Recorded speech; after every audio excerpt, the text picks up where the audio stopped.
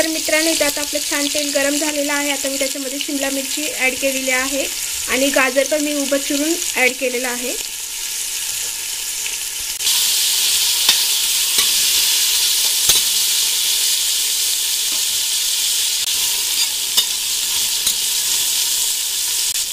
तर मित्रांनो इथे आपल्याला शिमला मिरची आणि गाजर थोडं फ्राय होऊ द्यायचं आहे। तर मित्रांनो तुम्ही बघू शकता इथे मी आता पत्तागोबी सुद्धा ॲड केलेली आहे उभी चिरलेली।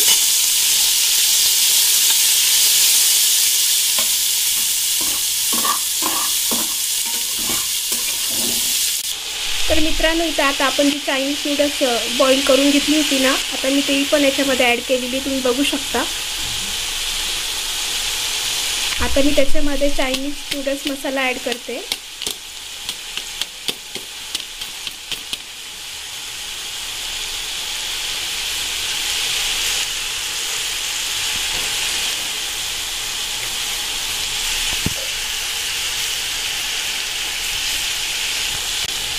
तर मित्रांनो मी इथे सोया सॉस ॲड करते आता तुम्ही बघू शकता।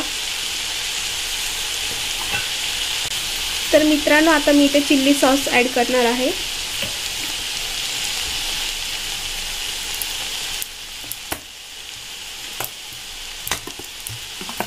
तुम्ही बघू शकता आता मी इथे चिल्ली सॉस सुद्धा ॲड केलेला आहे।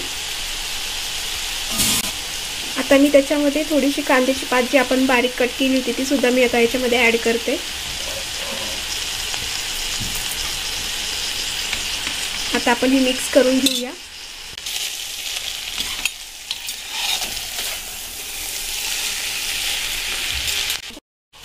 तर मित्रांनो तुम्ही बघू शकता आता मी ते मिक्स करून घेतलेले आहे। आता आपण जे राईस बॉईल करून घेतला होता तो सुद्धा मी याच्यामध्ये ॲड करते।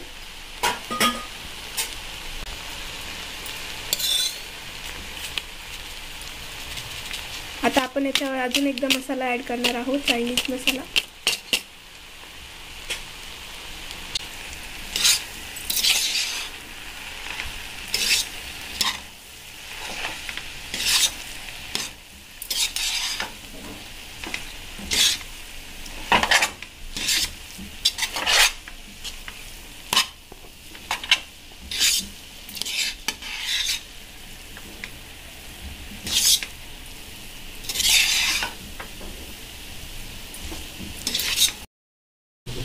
तर मित्रांनो आता मी थोडीशी पत्तागोबी ठेवली होती ती सुद्धा मी आता याच्यामध्ये ॲड करते वरून।